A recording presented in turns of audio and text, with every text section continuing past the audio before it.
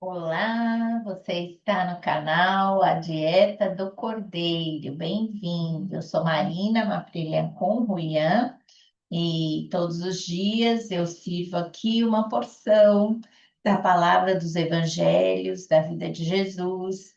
E nós estamos aqui já no capítulo 22 da segunda parte. Já gravamos 52 capítulos da primeira parte e estamos prosseguindo. Ainda tem muito conteúdo para compartilhar e é um prazer que você esteja aqui comigo, me ouvindo, porque eu estou lançando sementes, né? Sementes ao ar aí na terra da internet, do YouTube, onde quer que você esteja ouvindo.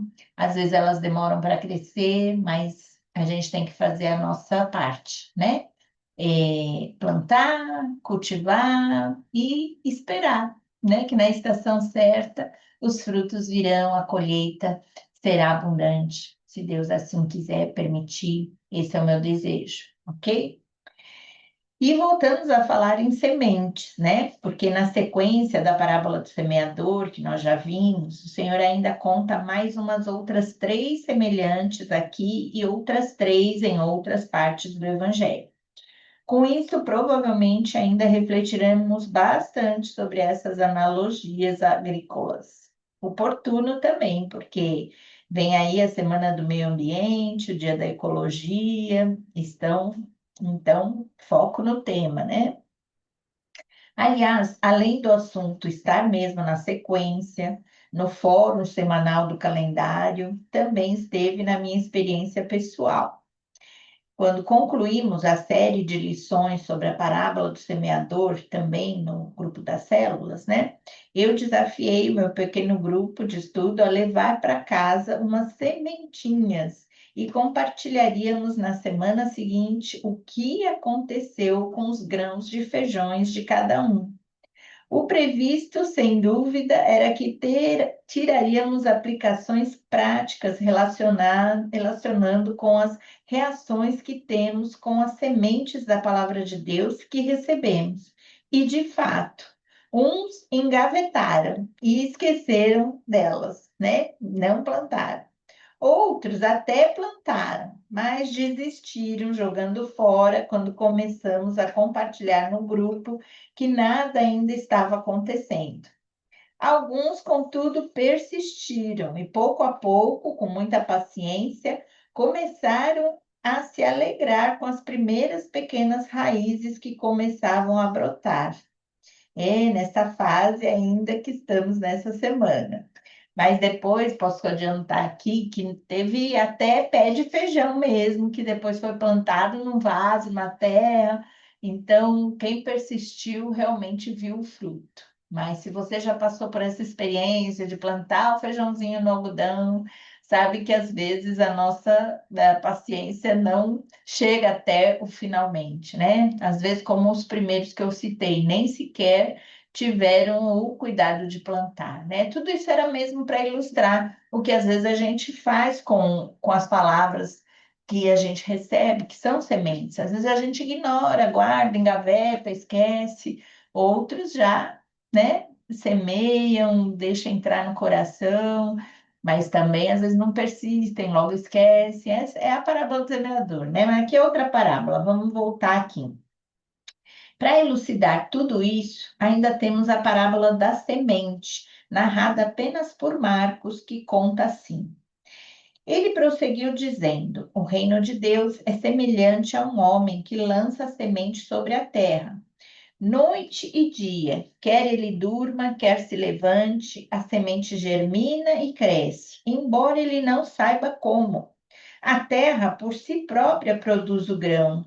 Primeiro o talo, depois a espiga e então o grão cheio na espiga.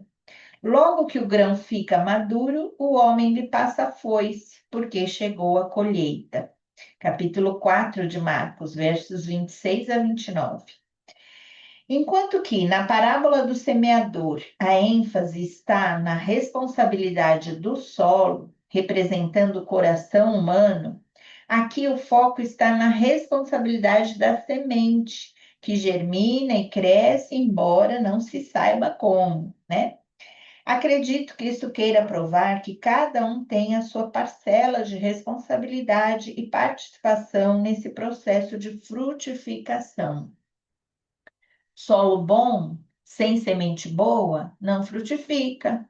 Nem a semente boa, sem o solo bom, não floresce. Semeador também só é bom quando tem uma semente boa para um solo bom. Contudo, tanto a semente como o solo e principalmente o semeador, todos dependem de Deus, o Criador, que já dá o crescimento, sem mesmo sabermos como, mas sem Ele nada podemos fazer e nada podemos ser. Cabe a nós sermos semeadores com boas sementes para lançar. Cabe a nós, na condição de boa terra, participarmos automaticamente da produção do grão que recebemos com bom coração. Afinal, quem dá a boa semente é Deus, está escrito em 2 Coríntios 9:10. Quem dá o crescimento é Deus, está escrito em 1 Coríntios 3:6. Como? Não sei. Só sei que, se ele determinou que as boas sementes dariam bons frutos em árvores boas, plantadas em boas terras, eu não preciso entender como, apenas crer e confiar que certamente ele se encarregará de fazer isso acontecer. Enquanto eu vejo apenas a semente, eu preciso ter fé que o talo irá crescer. Enquanto eu vejo apenas o talo, eu preciso ter fé que a espiga irá se desenvolver. Enquanto eu vejo apenas a espiga, eu preciso ter fé que o grão irá brotar. E quando eu vir o fruto, eu só precisarei ter fé que ele virá me colher, porque cheguei a ser o que ele esperava que eu me tornasse, quando ele me via ainda apenas uma sementinha. Ó, muito interessante, né, esse processo. Então, vamos analisar parte por parte. Primeiro é a semente, que seria a origem, o núcleo da vida em potencial, a semente sobre a terra. Lembre-se, quem dá a semente é Deus, e ele já dotou a semente, que somos nós, com o poder em si mesma de se transformar no fruto final. A pergunta é: você tem fé que as sementes que o Senhor tem plantado em seu coração, desde a origem, darão fruto? É de se pensar, é para se responder cada um para si. O segundo ponto, depois da semente, é o talo. Se a semente era a origem, o talo é o crescimento, o novo nascimento de uma nova natureza. A semente germina e cresce. O milagre da vida começa a aparecer e sua tendência natural é crescer para cima, tanto quanto se aprofunda as raízes para baixo. A pergunta é: você tem fé que o Senhor está produzindo seu crescimento com uma estrutura que sustentará o fruto? É o talo. Aí, em terceiro lugar, vem a espiga, que seria o desenvolvimento, a santificação e o aperfeiçoamento. Primeiro o talo, depois a espiga. Então, três pontinhos que vai seguir a parábola. Não adianta só crescer e aparecer. É necessário um desenvolvimento interno, uma formação completa de cada parte até o todo. A pergunta é: você tem fé que Deus faz a parte dele, provendo tudo o que te é necessário para o seu desenvolvimento? Ele é Deus, ele faz.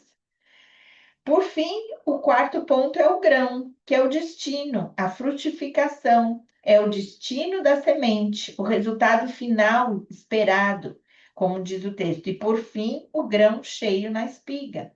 Esta é a etapa final, depois de se perseverar com paciência no processo de amadurecimento para o qual tudo estava destinado. A pergunta é: você tem a fé que espera ver do fruto da semente que não se via existir com mais sementes ainda? É porque era um grãozinho que foi semeado, mas depois é uma espiga cheia de grãozinhos, né? Não é à toa que o Senhor usa a ilustração do semeador para nos ensinar o que talvez nenhuma outra prática exija tanta paciência. perseverança, persistência, além da fé e dependência do Criador, como essa parábola, né? Sem falar na observação do tempo e do modo necessários para que cada uma das fases não seja interrompida ou dispensada até que se chegue ao êxito, ao resultado final. Então, fica aí a dica, a instrução: paciência, o dia da colheita virá. Não pare só na semente sobre a terra. Não desista se ver só o talo. Vai chegar a espiga e, por fim, o grão, o fruto completo, né? Esse é o nosso processo, tanto nós mesmos, como sementes, como também essas sementes que lançamos na seara, né? Nos terrenos aí, nos solos férteis. Espero que essa semente traga muito fruto para a sua vida, amém? E se está trazendo, curta aí, dê o seu like e deixe que outros também recebam essa semente, compartilhando esse canal, estes vídeos, ok? Deus te abençoe. Espero ver você aqui amanhã também.